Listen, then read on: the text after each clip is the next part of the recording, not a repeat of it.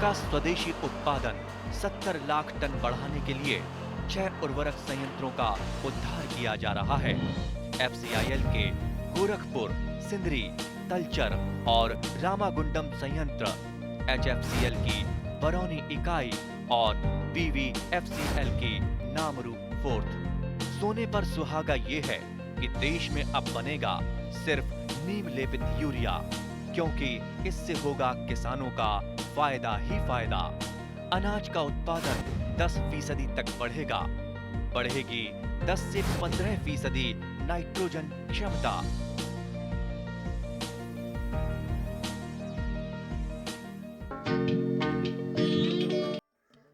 গাহৰি পালন এক লাভজনক ব্যৱসায়। অতীজৰে পৰা অসমকে ধৰি উত্তৰ পূৰ্বাঞ্চলৰ বিভিন্ন জনগোষ্ঠীৰ লোকে পৰম্পৰাগতভাৱে গাহৰি পালন কৰি আহিছে। মাংসৰ উৎপাদন বৃদ্ধিৰ উপৰিও সমাজৰ পিছপৰা শ্ৰেণীৰ আৰ্থিক উন্নতি তথা নিবনুৱা সমস্যা দূৰীকৰণতো গাহৰি পালনে অৰিহণা আগবঢ়াই আহিছে। আমাৰ ৰাজ্যত গাহৰি পালনৰ মূল সুবিধাসমূহ হ'ল: ইয়াত গাহৰি মাংসৰ চাহিদা দিনে দিনে বৃদ্ধি পাই আহিছে। অসমৰ জলবায়ু গাহৰি পালনৰ বাবে উপযোগী। গাহৰিৰ গৰ্ভধাৰণ কাল যিহেতু মাত্ৰ 3 মাহ 3 সপ্তাহ আৰু 3 দিন অৰ্থাৎ মাত্ৰ 114 দিন, সেয়েহে ইহঁতৰ বংশবৃদ্ধি অতি খৰতকীয়া হয় আৰু মূলধনো অতি সোনকালে ঘূৰি আহে। গাহৰি পালকসকলে গাহৰি পালন আৰম্ভ কৰাৰ সময়ত গাহৰি পালনৰ বিজ্ঞানসন্মত দিশবোৰৰ বিষয়ে কিছু কথা জানি লোৱাটো অত্যন্ত প্ৰয়োজনীয়, নহ'লে আশানুৰূপ লাভ নাপাব পাৰে। গাহৰি পালনৰ ক্ষেত্ৰত প্ৰথমেই আহিব স্থান নিৰ্বাচনৰ কথা। স্থান নিৰ্বাচনৰ সময়ত এইকেইটা কথালৈ মন দিব লাগে। ঠাইডোখৰ পানী জমা নোহোৱা, ওখ, ৰ'দ ঘাই হ'ব লাগে। পানী যোগানৰ সুব্যৱস্থা থাকিব লাগে। বিজুলী সংযোগ থাকিব লাগে। যাতায়াতৰ সুব্যৱস্থা থাকিব লাগে। গাহৰিৰ গঁৰালটো উত্তৰ দক্ষিণমুৱা হ'ব লাগে, যাতে আগবেলা ঘৰটোৰ এফালে আৰু পাছবেলা ঘৰটোৰ আনফালে সম্পূৰ্ণ ৰ'দ পৰে। এনেদৰে গঁৰালটো সাজিলে ঘৰটোৰ মজিয়াখন সম্পূৰ্ণ শুকান হৈ থাকে। ফলত গাহৰিৰ বেমাৰ আজাৰ কম হয়। গঁৰালৰ মজিয়াখন পকী আৰু সামান্য এঢলীয়া হ'ব লাগে। বয়স, লিংগ আৰু আকাৰ ভেদে গাহৰিক বেলেগ বেলেগ কোঠাত ৰাখিব লাগে। এই বিষয়ে ৰাণীৰ মূল গাহৰি প্ৰজনন পামৰ পৰিচালক ডাক্তৰ হীৰেন্দ্ৰনাথ ডেকাই এনেদৰে কয়। গাহৰি গঁৰালটো বনাওঁতে প্ৰথমতে তেওঁ জেগাখিনি চাই ল'ব লাগে। জেগাখিনি ওখ হ'ব লাগে, পানী উঠিব নালাগে। তাৰপিছত ৰাস্তা ঘাট থাকিব লাগে, ফাৰ্ম য'ত বনাব সেই জেগালৈকে। তাৰপিছত লাইন, ইলেক্ট্ৰিচিটি কানেকশ্যন থাকিব লাগে। তাৰপিছত পানীৰ যোগান থাকিব লাগে আৰু বজাৰ সমাৰৰ কাৰণে এটা ভাল সুবিধা থাকিব লাগে। এইখিনি ছাইট ছিলেকশ্যনৰ যিটো জেগা পচন্দ কৰিব ফাৰ্ম। তাৰপিছত তেওঁ গঁৰালটো বনাব। গঁৰালটো বনাওঁতে যদি চাইণ্টিফিক মেথডত কৰে, তেতিয়া গঁৰালটোৰ পকীখন কংক্ৰিট কৰি দিব লাগে, পকী কৰি দিব লাগে। আৰু পকীটো অলপ ৰাফ কৰিব লাগে, মিহি কৰি দিব নালাগে। মিহি কৰিলে কি হয়, এই গাহৰিবিলাক পিছল খাই আঘাত পোৱাৰ চান্স থাকে। দ্বিতীয়, গঁৰালটোত খোৱাৰ মেঞ্জাৰ বুলি কয় আমাৰ, দানা দিয়া আৰু পানী দিয়াৰ কাৰণে এই ব্যৱস্থা থাকিব লাগে। পকী বনাই দিব পাৰি, 6 ইঞ্চি ওখ কৰি দিব লাগে মেঞ্জাৰটো। তাৰপিছত গঁৰালৰ চাৰিসীমাটো 1 মিটাৰ পকী কৰি দিব লাগে আৰু তাৰপিছত নেট ফিটিং কৰি দিব লাগে। লোৰে হওক বা বাঁহৰে হওক, যেনেকৈ সুবিধা হয়, নেট ফিটিং কৰি দিব লাগে ওপৰখিনি। আৰু এই পোৱালিবিলাক ৰখাৰ কাৰণে যেতিয়া আমাৰ মাইকীবিলাকে পোৱালি দিব, মাইকী গাহৰিবিলাকে পোৱালিবিলাক ৰখাৰ কাৰণে এটা ক্ৰিপ বক্স বনোৱা হয় আমাৰ পেনটোৰ যিটো গঁৰালৰ ভিতৰত ক্ৰিপ বক্সটো ৱালৰ পৰা 9 ইঞ্চি দূৰত এডাল লোহাৰ ৰড বা বাঁহৰ বা কাঠৰ যিয়ে নহওক দিব পাৰি। সেইখিনিত পোৱালি সোমাই থাকে আৰু মাকৰ যেতিয়া শুব তাৰ গাত যাতে নপৰে পোৱালিবিলাকৰ, এইটোৰ পৰা ছেভ হৈ থাকে। অসমৰ পৰিৱেশত হেম্পজোৰ, ইয়ৰ্কশ্বায়াৰ, চেডেলবেক, লাৰ্জ ব্লেক, লেণ্ড্ৰেছ আদি জাতৰ গাহৰি পালন কৰিব পাৰি। পামৰ বাবে গাহৰি নিৰ্বাচন কৰোঁতে যথেষ্ট সাৱধানতা অৱলম্বন কৰিব লাগে। নিৰ্ভৰযোগ্য উৎসৰ পৰাহে গাহৰি কিনিব লাগে। নতুনকৈ কিনা গাহৰি পোৱালিবোৰক কেতিয়াও পূৰ্বতে থকা গাহৰিৰ লগত পোনে পোনে লগ লাগিব দিব নালাগে। নতুন গাহৰিকেইটাক ৩-৪ সপ্তাহ পৃথকে ৰাখি ৰোগমুক্ত হয় নে নহয় সেয়া নিশ্চিত কৰি পামত সোমোৱাব লাগে। পোৱালি উৎপাদনৰ বাবে গাহৰি পাম স্থাপন কৰিলে ঘাই গাহৰি নিৰ্বাচন কৰোঁতে এইকেইটা কথালৈ মন দিব লাগে। মাকজনীয়ে একোটা পিয়নত জন্ম দিয়া পোৱালিৰ সংখ্যা 8ৰ পৰা 12টাৰ ভিতৰত হ'ব লাগে। জন্মৰ সময়ত পোৱালিৰ ওজন থলুৱা গাহৰিৰ ক্ষেত্ৰত 700ৰ পৰা 800 গ্ৰাম আৰু বৰ্ণশংকৰ পোৱালিৰ ক্ষেত্ৰত 1 কিলোগ্ৰাম হ'ব লাগে। পিয়ন এৰাৰ সময়ত পোৱালিৰ ওজন আৰু সংখ্যা। পিয়ন এৰাৰ পৰা বিক্ৰীৰ সময় অৰ্থাৎ 8 মাহলৈ গাহৰিৰ বৃদ্ধি।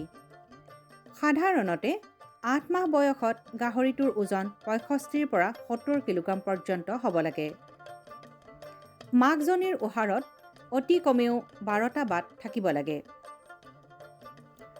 সঁচৰ বাবে মতা গাহৰি কিনোতে এইকেইটা কথালৈ মন দিব লাগে। মতাটো মাইকী পোৱালিতকৈ অতি কমেও এমাহ ডাঙৰ হ'ব লাগে। স্বাস্থ্যৱান, নিৰোগী আৰু ঠেং মজবুত আৰু চিধা হ'ব লাগে। 3ৰ পৰা 5 মাহ বয়সৰ হ'ব লাগে। অণ্ডকোষ নথকা মতা গাহৰি কেতিয়াও কিনিব নালাগে। অণ্ডকোষ দুটা সমান হ'ব লাগে। এই বিষয়ে ডাক্তৰ হীৰেন্দ্ৰ নাথ ডেকাই এনেদৰে কয়। যিটো ব্ৰীড আমাৰ ল'ব, সাধাৰণতে আমি যদি উন্নত জাতৰ ব্ৰীড চিলেকশ্যন কৰোঁ, তেতিয়া আমি দুটামান জেনেৰেশ্যন আগৰ জেনেৰেশ্যন চাব পাৰিলে ভাল। মাকৰ কেনেকুৱা আছিল, মাকটো সুস্বাস্থ্যৰ আছিল নে, মাকটোৰ পোৱালি কিমানটা দিছিল, বা পোৱালি দিয়াৰ পিছত কিমান এই যিটো পিয়ন এৰাৰ পিছত কিমানটা বাচি থাকে, সেইবিলাক ৰেকৰ্ড লৈ আমি সেইবিলাক চিলেকশ্যন কৰিব লাগে। ঠিক তেনেকৈ মতা চিলেকশ্যন কৰোঁতেও এই একে পদ্ধতিয়ে ল'ব লাগে। মাকৰ কেনেকুৱা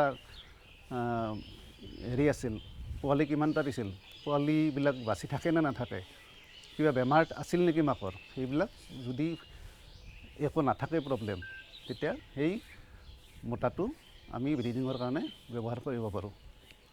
যেতিয়া আমি ব্ৰিডিঙৰ কাৰণে চিলেকশ্যন কৰিম, মতাটো মাইকীতকৈ অন্ততঃ 2 মাহ ডাঙৰ হোৱাটো আৱশ্যক। যদি মতাটোৰ 3 মাহ হয়, মাইকীটোৰ 3 মাহ হয়, মতাটোৰ 5 মাহ হ'ব লাগে। বয়স অনুযায়ী গাহৰিক বিভিন্ন প্ৰকাৰৰ দানা খুৱাব লাগে। জন্মৰ পৰা 8 মাহ বয়সলৈ গাহৰিক 4 প্ৰকাৰৰ দানা দিব লাগে। এই 4 প্ৰকাৰ হৈছে ক্ৰিপ দানা অৰ্থাৎ একেবাৰে আৰম্ভণিৰ দানা, দ্বিতীয়তে আৰম্ভণিৰ দানা, বৰ্ধমান অৱস্থাৰ দানা আৰু সমাপন অৱস্থাৰ দানা। ক্ৰিপ দানা 1 সপ্তাহ বয়সৰ পৰা 21 দিনলৈ, আৰম্ভণিৰ দানা 21ৰ পৰা 56 দিনলৈ, বৰ্ধমান অৱস্থাৰ দানা 8 সপ্তাহৰ পৰা 5 মাহলৈ আৰু সমাপন অৱস্থাৰ দানা 5 মাহৰ পৰা 8 মাহলৈ খুৱাব লাগে। এই বিষয়ে ডাক্তৰ হীৰেন্দ্ৰ নাথ ডেকাই এনেদৰে কয়। খাদ্য আমি পোৱালিটো যেতিয়া 15 দিন বা হ'ব, 15 দিন হ'লে আমি এইবিলাকক খাদ্য দিয়া আৰম্ভ কৰিম। ষ্টাৰ্টাৰ ৰেচন বুলি কয়। 15 দিনৰ পৰা আমি 2 মাহ পৰ্যন্ত আমি এই ষ্টাৰ্টাৰ দিম। তাৰপিছত আমি মাকৰ পৰা আঁতৰাই দিম পোৱালিবিলাক, এইটোক পিয়ন এৰা বুলি ক'ব। মাকৰ পৰা আঁতৰাৰ পিছত আমি খাদ্যটো গ্ৰোৱাৰ ৰেচন বুলি কয়, গ্ৰোৱাৰ ৰেচনটো আমি এই পোৱালিবিলাকক দিম। গ্ৰোৱাৰ ৰেচনটো আমি 5 মাহমানলৈকে দিব লাগে, যেতিয়ালৈকে আমাৰ পোৱালিটো এডাল্ট নহয় তেতিয়ালৈকে আমি গ্ৰোৱাৰ ৰেচনটো দিম। গ্ৰোৱাৰ ৰেচন 5 মাহ বা 6 মাহৰ পিছত আমি ফিনিচাৰ ৰেচন দিম। আশা ৰাখিছোঁ গাহৰি পালকসকলে এই দিশবোৰলৈ মনোযোগ দিব।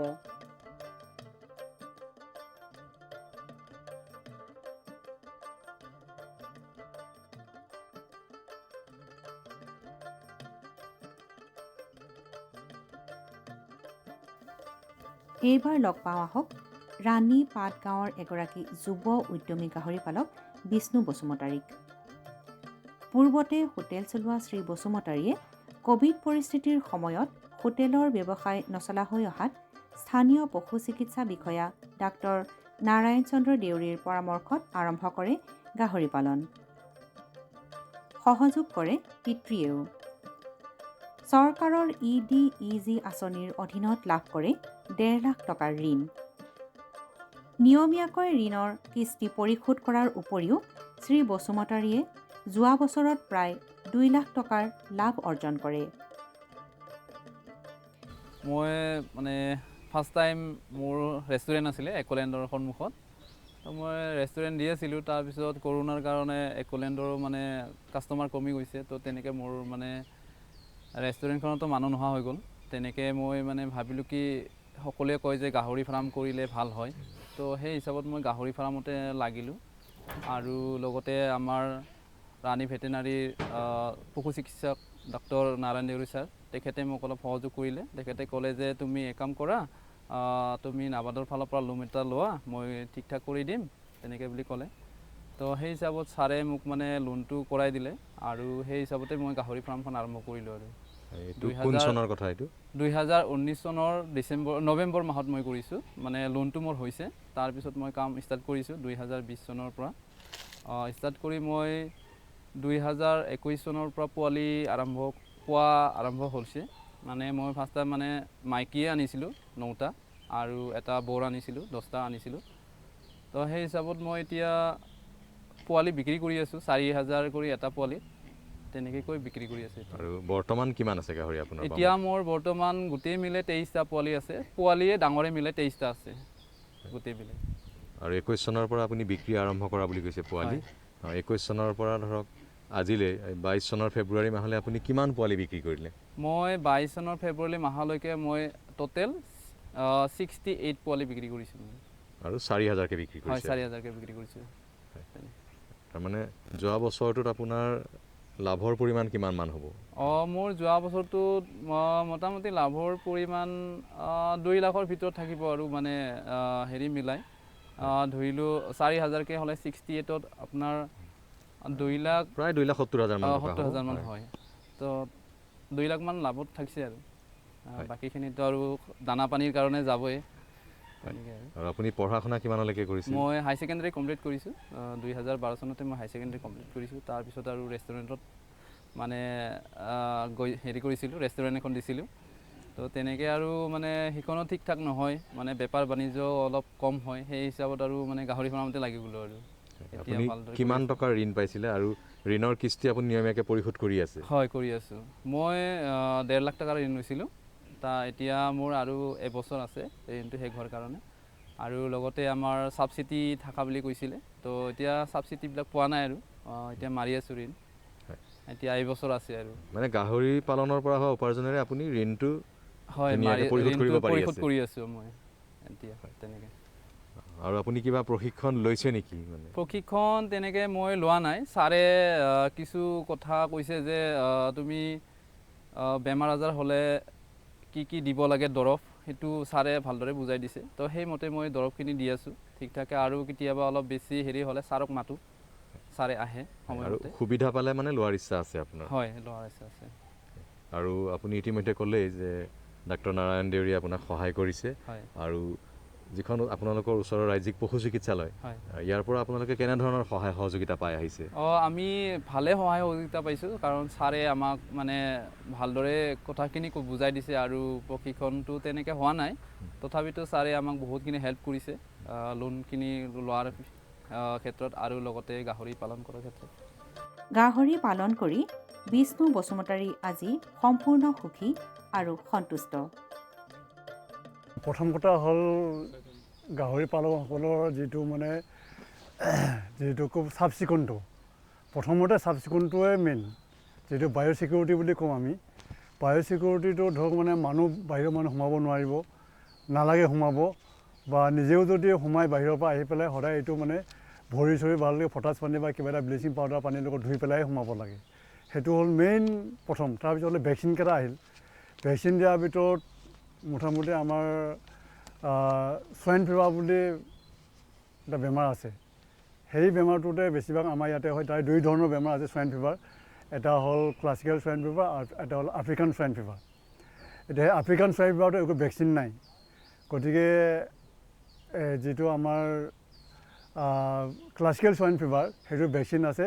সেই ভেকচিনটো 2 মাহ বয়সতে দিব লাগে, আৰু তাৰপিছতে পেলু ড্ৰপটো দিব লাগে তাৰ আগে আগে। তাৰপিছত পেলু ড্ৰপ দিয়াৰ পিছতে ভেকচিনটো আকৌ 6 মাহৰ মূৰে মূৰে কৰি থাকিব লাগে। তাৰপিছত পোৱালিটো মানে জন্ম হোৱাৰ লগে লগে আচলতে যিটো মানে নাড়ী, সেই নাড়ীটো কাটি দিব লাগে। আৰু গাহৰিৰ ক্ষেত্ৰত মানে জন্ম হওঁতে মাকৰ জন্ম হওঁতে সদায় মানুহ অলপ থাকিব লাগে, যাতে মানে পোৱালিটো মানে লেতেৰাবিলাক গুচাই দিব লাগে। তো অন্যান্য গৰুৰ ক্ষেত্ৰতো মানে মাকে চেলেকি তেলেকি চাফা কৰি দিয়ে, কিন্তু গাহৰিৰ ক্ষেত্ৰত সেইটো নকৰে। মানে মানুহে নিজে অলপ লাগি চাফা তাফা কৰি পেলাই আৰু ছিষ্টেমটো কৰিব লাগে, যাতে মানে মাকে হেঁচা মাৰি পেলাই পোৱালি নামাৰে। সেইটো এটা ডাঙৰ প্ৰব্লেম, মাকে হেঁচা মাৰি পেলাই বহুত পোৱালি মাৰে। সেই ছিষ্টেমটো কৰি ল'ব লাগে ফাৰ্মাৰবিলাকে। আৰু বেমাৰ তেনেকুৱা ধৰণৰ অন্যান্য বেমাৰবিলাক হওক, কলেৰা বুলি এটা আছে, আৰু তেনেকৈ বিভিন্ন ধৰণৰ হাগনি বেমাৰ আছে। এইবিলাকৰ লগত যদি খুব চাফ চিকুণ কৰি পেলাই মাজে সময়ে পেলু ড্ৰপ খুৱাই ভেকচিনকেইটা মাৰিলে, বায়'ছিকিউৰিটি যিটো কৈছোঁ মই, সেই বায়'ছিকিউৰিটিটোত ধৰক মানে খুব চাফ চিকুণ, বাহিৰৰ পৰা মানুহ সোমাব নালাগে, বা গাহৰিখিনি এনেকৈ এৰি দিব নালাগে। সেনেকুৱা হ'লে বা তেনেকুৱা ধৰণৰ বেমাৰ যদি হোৱা বুলি গম পায়, সেই এৰিয়ালৈ মানুহ যাব নালাগে বা তাৰ পৰা মানুহ আহিব দিব নালাগে। আৰু তেনেকুৱা ধৰণৰ মানে কোনো বেপাৰীৰ যোনবিলাক যদি আহে, যদিও বেপাৰীবিলাককো সোমাব দিব নালাগে। সোমালেও মানে খুব পটাছ পানী ভৰি চৰি দি পেলাই জোতাটো খুব ধুনীয়াকৈ চাফা তাফা কৰিহে আচলতে সোমাব দিব লাগে। সেই বায়'ছিকিউৰিটি আফ্ৰিকান সোৱাইন ফিভাৰ, সেই বায়'ছিকিউৰিটিটোৱে মেইন আচলতে। তেনেকৈ দানাবিলাক আনি পেলাই অলপমান গৰম কৰি পেলাই খুৱাব লাগে, তেতিয়াহ'লে বহুতখিনি বাচি থকা যায়।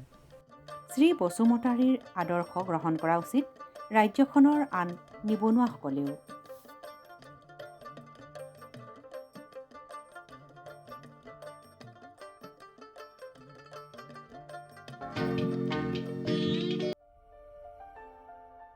ভাৰত চৰকাৰৰ প্ৰতিটো প্ৰয়াস কৃষকৰ প্ৰগতিত দি আছে এটা নতুন বিশ্বাস। দেশৰ কৃষকসকলৰ প্ৰতি সমৰ্পিত ভাৰত চৰকাৰে বিশেষকৈ উত্তৰ পূৰ্বাঞ্চল আৰু আন্দামান নিকোবৰ দ্বীপপুঞ্জৰ কৃষি অঞ্চলৰ বিকাশৰ বাবে নতুন প্ৰগতিশীল পদক্ষেপ লৈছে, যাৰ দ্বাৰা কৃষকসকলে দ্ৰুত গতিত উন্নতি কৰি আছে। কৃষি অঞ্চলৰ বিকাশৰ গতি অব্যাহত ৰাখি মাননীয় প্ৰধানমন্ত্ৰী শ্ৰী নৰেন্দ্ৰ মোদী ডাঙৰীয়াৰ নেতৃত্বত ভাৰত চৰকাৰে এক দূৰদৰ্শী নিৰ্ণয় লৈ দেশত ৰাষ্ট্ৰীয় খাদ্য তেল মিছন অইল পামৰ আৰম্ভণি কৰিছে, যাৰ দ্বাৰা উত্তৰ পূৰ্বাঞ্চলৰ ৰাজ্যসমূহ আৰু আন্দামান নিকোবৰ দ্বীপপুঞ্জৰ কৃষকসকলৰ বিশেষ লাভ হ'ব। পুঁজিৰ বিনিয়োগত বৃদ্ধি পাব, খোৱা তেলৰ আমদানিৰ ওপৰত নিৰ্ভৰ কৰাটো কম হ'ব আৰু ৰোজগাৰৰ সুবিধা সৃষ্টি হ'ব। খোৱা তেলত আত্মনিৰ্ভৰশীলতাৰ বাবে এতিয়া ৰাষ্ট্ৰীয় খাদ্য তেল মিছন অইল পামৰ সংকল্প লোৱা হৈছে।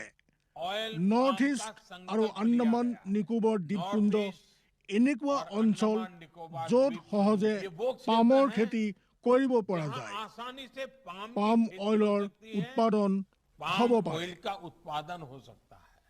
এই মিছনৰ অধীনত অইল পামৰ অঞ্চল আৰু উৎপাদন বঢ়োৱাত জোৰ দিয়াৰ বাবে চৰকাৰে 11,000 কোটি টকাৰো অধিক সাহায্য ৰাখি নিৰ্ধাৰিত কৰিছে।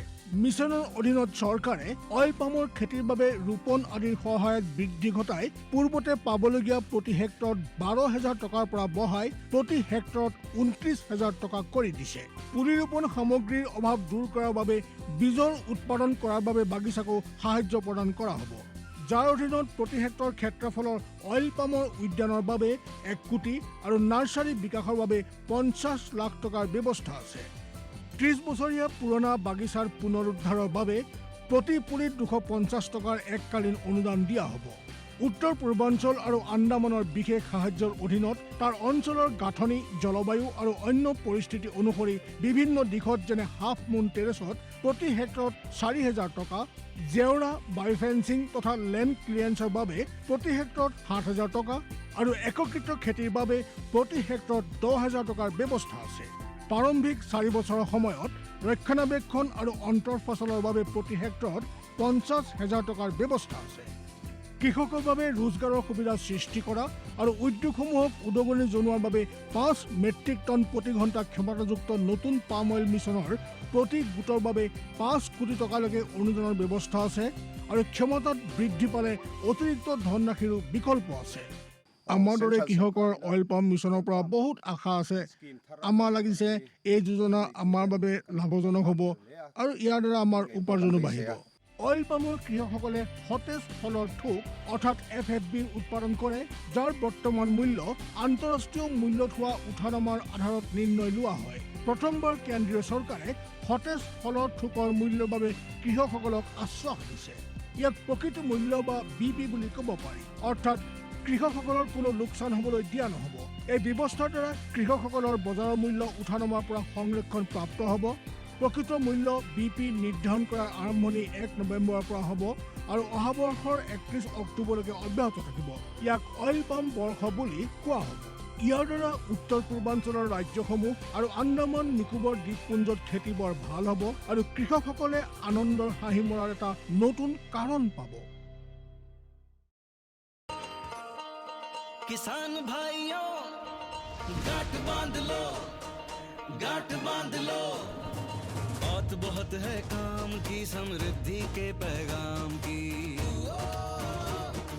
मिट्टी के मिजाज को समझो, मिट्टी के हर राज को समझो, मिट्टी की तुम जांच कराओ, मुफ्त सॉइल हेल्थ कार्ड ले जाओ। कभी मुनासिब बीज लगाओ, सही किस्म की खाद ले आओ, जितनी जरूरी उतनी डालो, सही मात्रा खुद पहचानो, इसको अपना मंत्र बना लो, मिट्टी की सेहत तो जानो। बात बहुत है काम की, कम लागत अधिक वरदान की, किसान भाइयों गांठ बांध लो। आज ही मिट्टी की जांच कराएं, राज्य सरकार के कृषि अधिकारी से संपर्क करें और मुफ्त में सॉइल हेल्थ कार्ड पाएं। कृषि और किसान कल्याण मंत्रालय द्वारा किसान हित में কৃষকসকলৰ বিভিন্ন সমস্যাৰ সমাধানৰ লগতে শেহতীয়া প্ৰযুক্তি আৰু প্ৰয়োজনীয় আনুষংগিক দিশৰ বিষয়ে জানিবৰ বাবে চাবলৈ নাপাহৰিব কৃষি দৰ্শন। প্ৰচাৰিত হয় প্ৰতি সোমবাৰৰ পৰা শুকুৰবাৰলৈ সন্ধিয়া 5:30 বজাৰ পৰা 6 বজালৈ।